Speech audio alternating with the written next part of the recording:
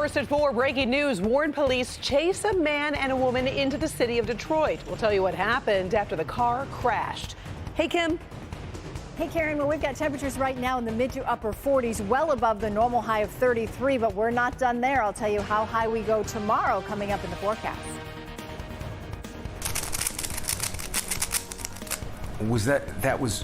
Well, can you also get people to tune in and watch the story? We're going to teach you about the Rubik's Cube from one of the guys competing in the World Championships. I mean, come on, how did you get that? Local 4 News starts now with a breaking news alert. Good afternoon, everybody. I'm Karen Drew. First at 4, we've got some breaking news from Detroit's east side. That's where a police chase ended with gunfire. Eastbound 8 Mile at Fenelon is closed right now as both Warren and Detroit police are investigating the shots fired. Warren police tell us they were chasing a man and a woman in a Chevy Malibu. It was eastbound on 8 Mile when the driver crashed the car and then got out and ran. A Warren officer then chased him, and police say the driver turned and fired at that officer. He was not hit, but fired several shots in return. The suspected gunman was quickly caught, and police tell us they have found the gun used in the shooting. But the woman walked off, and police right now are searching for her. Meantime, we are told shots were also fired today at an unmarked Dearborn police vehicle, almost hitting the officer who was behind the wheel. The undercover cop was following a stolen car into the city when a shot was fired near Roosevelt and MLK. Well, a bullet grazed his jacket and another hit the hood of the car. The officer is okay. Police surrounded a nearby home and then have taken 2 suspects into custody. They're being interviewed right now. So, in case you haven't heard, many Michiganders just got a raise in the new year as the state's minimum wage has increased. Effective January 1st, Michigan's minimum wage is above $10 an hour for the first time ever. The minimum wage was $9.87 in 2022, but it's now jumped to $10.10. The tipped minimum wage also saw an increase, now $3.84 this year.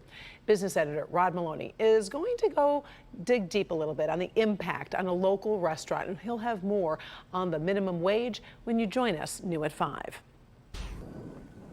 All right, turning to the first forecast, get ready for a rainy Tuesday as more of you probably are returning to work. Kim Adams is tracking the evening forecast and what comes next. Hey, Kim. Hey, Karen. Well, it is dry tonight and mild. Temperatures now are in the low to mid 40s. 45 City Airport, 46 Metro, 42 in Pontiac, 41 Lapeer, 42 in Mount Clemens. Tomorrow morning, as you head back to work, it is going to be a very rainy commute. So much so that there could be some ponding on the roadways, and it might slow things down just a little bit as you return to work. But look at these temperatures. By noon, 51, 4 o'clock, 56, and between 4 and 8 o'clock, we're not done. We continue to rise all the way into the upper 50s. Now, the record for tomorrow is 59, and we will be very, very close to it.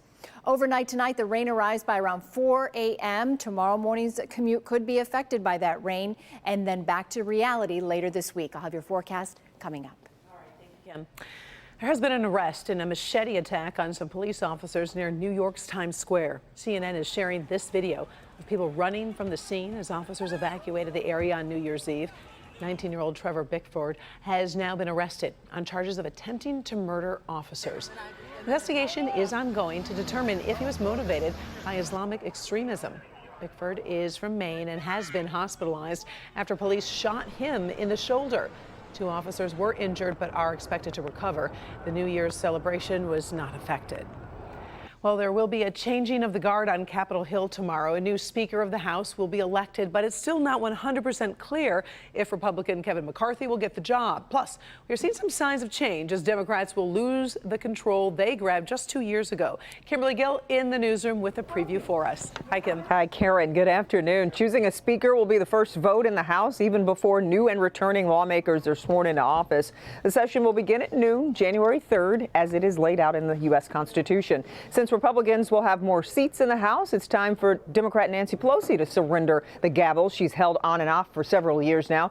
California Congressman Kevin McCarthy should be elected as the next speaker. Right now, he doesn't have any serious challengers, but he does face opposition from a small number of conservative Republicans.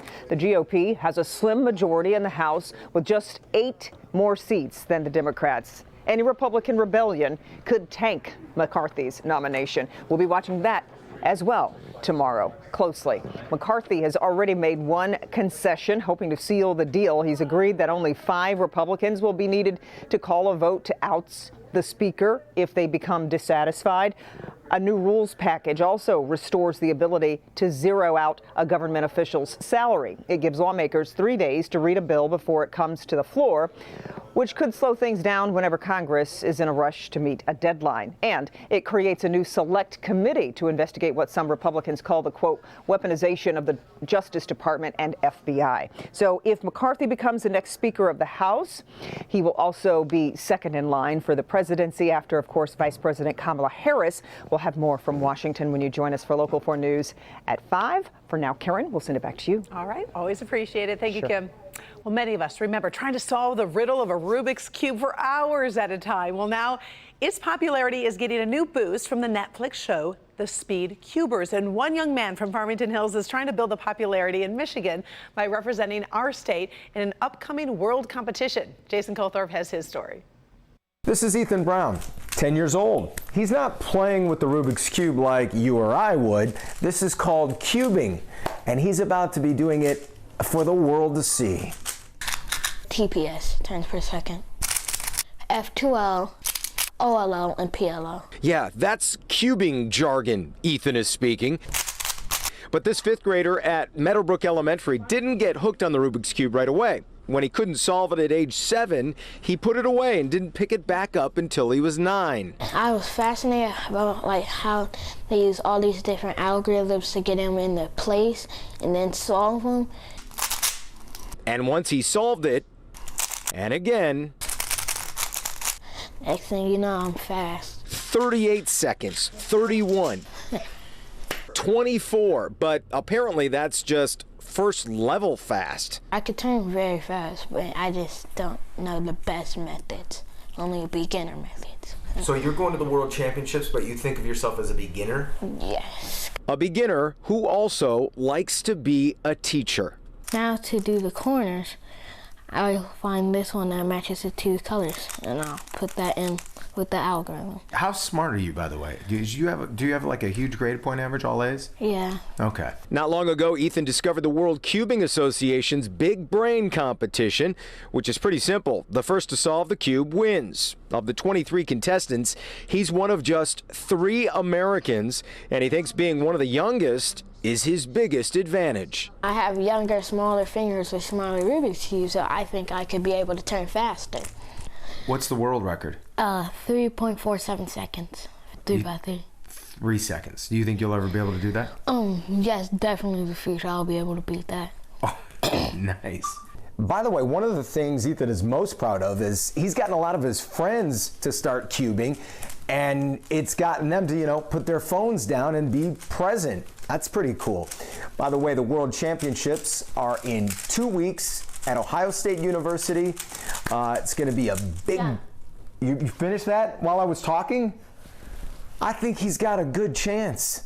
We're in Farmington Hills today. Jason Colthorpe, Local 4. All right, go Ethan. By the way, he has some big time goals. He wants to start a cubing club next year when he is in middle school, and eventually his own league for the entire state. Of course, we'll follow his progress for you. Still ahead, here first at 4, a double whammy cancer diagnosis for one of the greatest tennis players of all time. We're going to tell you what she's saying this afternoon about her new health battle. Also, a Marvel superhero in the hospital. What we've learned today about that accident that has fans so worried, and the latest on his condition. Thousands of Catholics line up to pay their respects to a former pope, the complicated legacy. Talk about his final farewell.